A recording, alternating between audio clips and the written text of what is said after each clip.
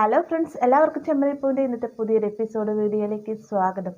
എപ്പിസോഡിൻ്റെ തുടക്കത്തിൽ തന്നെ കാണിക്കുന്നത് നമ്മുടെ ആനന്ദ് സുധിയും കൂട്ടിക്കൊണ്ടൊരു സന്യാസിയുടെ അടുത്തേക്കായിട്ട് ചെല്ലുകയാണ്. അവിടെ ചെല്ലുന്ന നേരത്തെ സുധി തൻ്റെ തനി സ്വഭാവം പുറത്ത് കാണിക്കാൻ കേട്ടോ. സന്യാസിയോടായിട്ട് ചോദിക്കുകയാണ്, താങ്കൾ പറഞ്ഞ കാര്യങ്ങൾ ആർക്കൊക്കെ സാധ്യമായിട്ടുണ്ട്, ആർക്കൊക്കെ താങ്കളോട് വിശ്വാസമുണ്ട് എന്നൊക്കെ ചോദിച്ച് ഒരുപാട് ചോദ്യങ്ങൾ ചോദിക്കുകയാണ്. ഈ ഒരു സമയത്ത് ആനന്ദ് സുധിയോടായിട്ട് പറയുന്നുണ്ട്, മിണ്ടാതിരിക്കും സുധി എന്നൊക്കെ പറയുന്നുണ്ടെങ്കിലും സുധി ഓരോരോ ചോദ്യങ്ങൾ ഇങ്ങനെ സന്യാസിയോട് ചോദിച്ചുകൊണ്ടിരിക്കുന്ന സമയത്ത് സന്യാസി പറയുന്നുണ്ട്, ദേ ഇത് തന്നെയാണ് നിന്റെ പ്രശ്നം, നിന്റെ നാക്കാണ് നിന്റെ പ്രശ്നം, നീ ആദ്യം അത് അടച്ചു വെക്കാൻ പറയുകയും ആനന്ദ് വേഗം തന്നെ സുധിയുടെ കൈയെടുത്ത് സുധിയുടെ വായിലേക്കായിട്ട് പൊത്തി വെക്കുകയാണ്. പെട്ടെന്ന് സുധി പറയുന്നുണ്ട്, എൻ്റെ വാ പൊത്തിക്കഴിഞ്ഞാൽ ഞാനിങ്ങനെ എൻ്റെ ആവശ്യം പറയുമെന്ന് ചോദിക്കുന്ന സമയത്ത്, നിന്റെ ആവശ്യം നീ എന്നോട് പറയേണ്ടയില്ല, നീ എന്താ പറയാൻ വന്നതെന്ന് എനിക്ക് നന്നായിട്ട് അറിയാം. നിനക്കിപ്പോൾ ഒരു ജോലിയില്ല, പുറത്തേക്ക് പോകാനായിട്ടൊരു വേക്കൻസി വന്നിട്ടുണ്ട്, അത് പ്രകാരം കുറച്ച് പണത്തിൻ്റെ ആവശ്യമുണ്ട്, ആ ഒരു പണം ഒപ്പിക്കാൻ നടക്കുകയല്ലേ നീ എന്നൊക്കെ ഇങ്ങനെ സന്യാസി ചോദിക്കുന്ന സമയത്ത് സുധി വായും പൊളിച്ചിട്ട് പറയുന്നുണ്ട്, അത് തന്നെയാണ് എൻ്റെ ആവശ്യമെന്ന് പറയുകയാണ്. പെട്ടെന്ന് തന്നെ സന്യാസി പറയുകയാണ്, നിന്റെ ഈ ആവശ്യങ്ങളെല്ലാം തന്നെ നടക്കണമെന്നാണെങ്കിൽ നിന്റെ അഹങ്കാരം ആദ്യം കുറക്കണം എന്ന് പറയുമ്പോഴത്തേക്കും സുധിക്ക് തീരെ പിടിക്കുന്നില്ല കേട്ടോ. സുധി വേഗം തന്നെ സന്യാസിനോട് എതിർത്ത് സംസാരിക്കുന്ന നേരത്തെ ആനന്ദ് പറയുന്നുണ്ട്, സുധി നീ മിണ്ടാതിരിക്കുക, അദ്ദേഹം ഒരു വലിയ മനുഷ്യനാണെന്ന് പറയുകയാണ്. അതിനുശേഷം സന്യാസി വീണ്ടും പറയുന്നുണ്ട്, നീ എന്തായാലും നിനക്ക് പുറത്തേക്ക് പോകണമെന്നല്ല ആവശ്യം, നിന്റെ ആവശ്യം നാം നിറവേറ്റി തരാം എന്ന് പറഞ്ഞുകൊണ്ട് ധ്യാനത്തിലേക്ക് പോവുകയാണ്. അതിനുശേഷം പതിയെ കണ്ണ് തുറന്നിട്ട് പറയുകയാണ്, നീ ഭിക്ഷ യാചിക്കണം എന്ന് പറയുമ്പോഴത്തേ സുധി ഒന്ന് ഞെട്ടിപ്പോവുകയാണ് കേട്ടോ.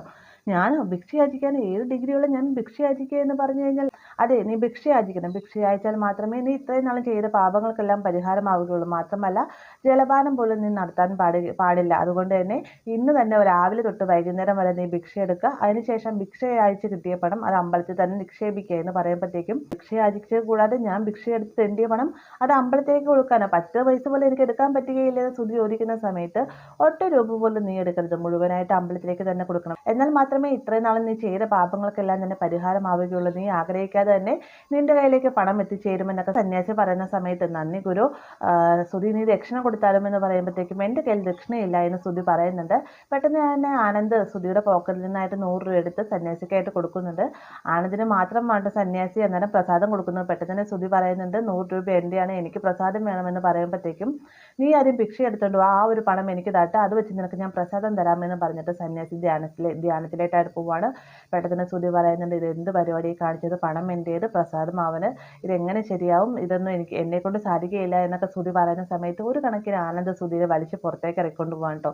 എന്നിട്ട് ചോദിക്കുന്നുണ്ട്, നിനക്ക് കാനഡയിലേക്ക് പോകണോ എന്ന് ചോദിക്കുമ്പോൾ വേണം, അതിന് പണം വേണോ എന്ന് ചോദിക്കുമ്പോൾ അതും വേണമെന്ന് സുധി പറയുന്നുണ്ട്. എന്നാൽ നീ സന്യാസി പറഞ്ഞ പോലെ എന്നെ ഭിക്ഷ യാചിക്കണമെന്ന് പറയുമ്പോഴത്തേക്കും, 7 ഡിഗ്രികൾ ഞാൻ ഭിക്ഷ യാചിക്കുക എന്ന് പറഞ്ഞാൽ എന്ന് സുധി പറയുന്ന സമയത്ത്, നീ ഇന്ന് വീട്ടിൽ നിന്ന് എങ്ങനെ ഇറങ്ങുന്നത്, ആരോടെ പണം ചോദിക്കുന്നതെന്ന് ആനന്ദ് ചോദിക്കുന്ന സമയത്ത്, ഒന്നുകിൽ അമ്മ തരും അല്ലെന്നാണ് സുധി തരും എന്ന് സുധി മറുപടി പറയുന്നുണ്ട്.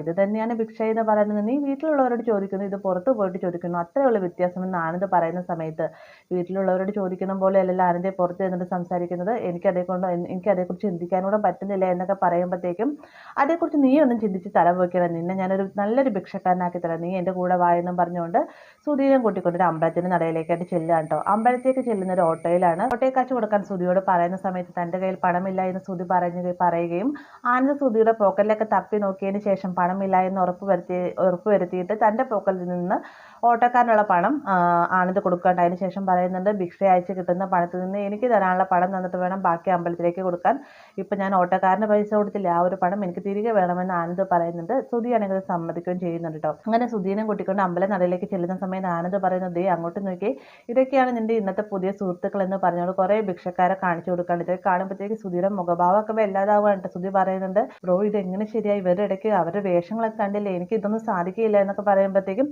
അതൊക്കെ ഞാൻ സെറ്റാക്കി തരാം, ബ്രോ ഇങ്ങോട്ട് വായെന്നും പറഞ്ഞുകൊണ്ട് നമ്മുടെ സുധീനെ മാറ്റി നിർത്തിയതിന് ശേഷം ചീഞ്ഞ ഡ്രസ്സ് എടുത്തിട്ട് സുധീരെ നിറക്ക് നീട്ട് കണ്ട, അതിൻ്റെ മണമാണെ സഹിക്കാൻ വയ്യാതെ സുധി മൂക്ക് പൊത്തുന്നുണ്ട്.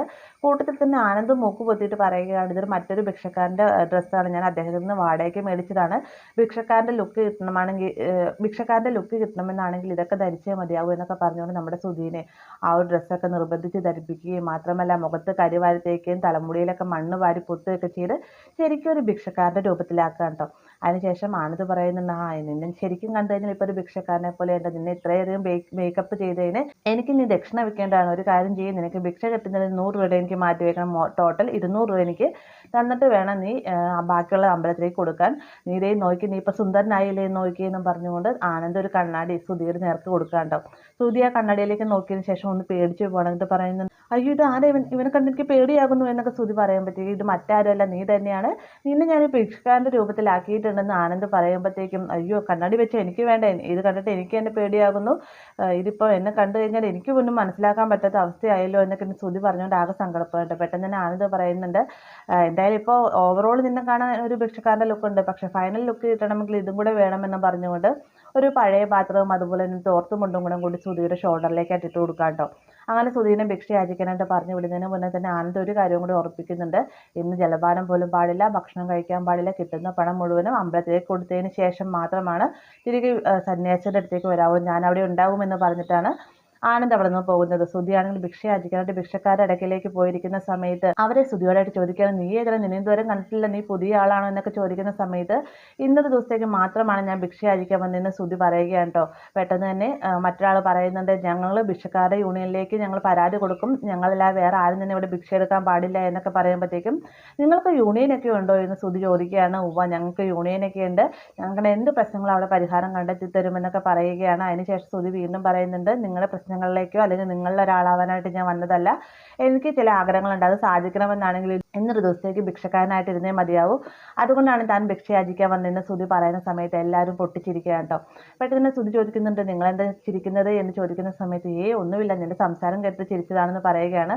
അപ്പോൾ ഇവരിങ്ങനെ സംസാരിച്ചുകൊണ്ടിരിക്കുന്ന സമയത്ത് സുധി അടുത്തുള്ള ഭിക്ഷക്കാരനോടായിട്ട് പറയുകയാണ്, ചേട്ടാ എനിക്ക് വിശന്നിട്ട് മേല, ഇവിടെ എവിടെയെങ്കിലും ഭക്ഷണം കിട്ടുമോ എന്ന് ചോദിക്കുന്ന സമയത്ത് ഭക്ഷണം കിട്ടാനായിട്ട് നമ്മൾ എന്തിനാ ഹോട്ടലിലേക്ക് പോകുന്നത്, നമുക്ക് വേണ്ടി ഭക്ഷണം ഇങ്ങോട്ട് വരും, നീ ഒന്ന് വെയിറ്റ് ചെയ്യുമെന്ന് പറഞ്ഞുകൊണ്ട് ഇയാൾ തൻ്റെ ബാഗിൽ നിന്നൊരു ടച്ച് ഫോൺ എടുത്തതിന് ശേഷം ഫുഡ് ഓർഡർ ചെയ്യാനായിട്ട് ഇത് കാണുന്ന സമയത്ത് സുധി വായും പൊളിച്ചിരിക്കണം. എന്നിട്ട് മനസ്സിൽ ചിന്തിക്കുകയാണ്, ഓ ഭിക്ഷക്കാരുടെ കയ്യിലും ടച്ച് ഫോൺ, അതേ ഭക്ഷണമൊക്കെ ഓർഡർ ചെയ്താണല്ലോ കൊണ്ടുവരുന്നത്, ഇവൻ്റെയൊക്കെ രാജ്യമൊക്കെ, ഇവൻ ഭിക്ഷക്കാരനല്ല രാജാവാണ് എന്നൊക്കെ ചിന്തിച്ചുകൊണ്ട് നിൽക്കുകയാണ്.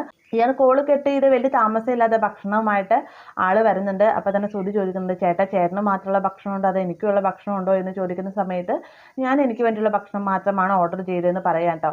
അതിനുശേഷം സുധിയോടായിട്ട് പറയുന്നുണ്ട്, എന്തായാലും നീ വാ, നിനക്കുള്ള ഭക്ഷണം കൂടി ഞാൻ തരാം, ഞാൻ അതും കൂടെ കൂട്ടിയാണ് ഓർഡർ ചെയ്തത് എന്ന് പറഞ്ഞുകൊണ്ട് സുധീനെ കൂട്ടിക്കൊണ്ട് ഭക്ഷണം കഴിക്കാണ്ട് മാറിയിരിക്കുന്ന സമയത്ത് അയ്യോ ഇവിടെ ഇരുന്നാണ് കഴിക്കുന്നത്, ഇവിടെ ഇരുന്ന് എങ്ങനെ ഭക്ഷണം കഴിക്കുമെന്ന് ചോദിക്കുമ്പോഴത്തേക്കും അല്ല നിനക്ക് വേണ്ടി ഞാൻ 5 സ്റ്റാർ ഹോട്ടലിൽ ഇങ്ങോട്ടേക്ക് കൊണ്ടുവരാം, ഇവിടെ ഇരുന്ന് കഴിക്കാൻ പറ്റി കഴിക്കുക എന്ന് പറഞ്ഞുകൊണ്ട് സുധിക്ക് ആ ഭക്ഷണം കൊടുക്കാൻ കേട്ടോ. സുധി ആ ഭക്ഷണം എടുക്കാൻ തുടങ്ങുന്ന സമയത്താണ് ആനന്ദിൻ്റെ കോള് വരുന്നത്.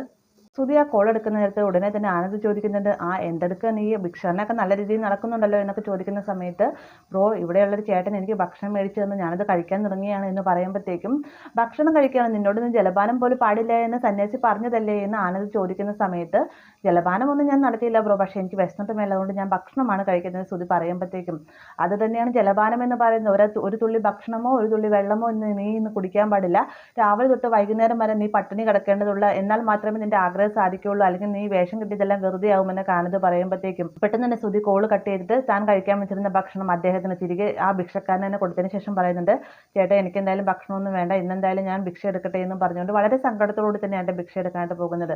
ഇതേ സമയം തന്നെ രേവതി സച്ചിയെ വിളിക്കാനായിട്ട് ഒരുങ്ങുകയാണ്. താനിന്ന് അമ്പലത്തിൽ പോകുന്ന കാര്യം സച്ചിയേട്ടനോടായിട്ട് പറഞ്ഞില്ലല്ലോ, അതുകൊണ്ട് തന്നെ ഒന്ന് വിളിച്ച് പറഞ്ഞേക്കാമെന്ന് പറഞ്ഞുകൊണ്ട് സച്ചിയെ കോൾ ചെയ്യുന്ന നേരത്തെ സച്ചി ഫോൺ എടുക്കുന്നില്ല കേട്ടോ. ഇതേ സമയം തന്നെ സുധി ആകട്ടെ ഓരോ ആളുകൾ നടന്നു പോകുമ്പോൾ അമ്മ തായേ വല്ലതും തരണേ എന്നൊക്കെ പറഞ്ഞുകൊണ്ട് സൗണ്ട് മാറിക്കൊണ്ട് ദയനീയമായ അവസ്ഥയിൽ തന്നെ പറഞ്ഞുകൊണ്ടിരിക്കുകയാണ്. ഈ നേരത്താണ് രേവതി നട കയറി വരുന്നത് നമ്മുടെ സുധി കാണുന്നത് കേട്ടോ.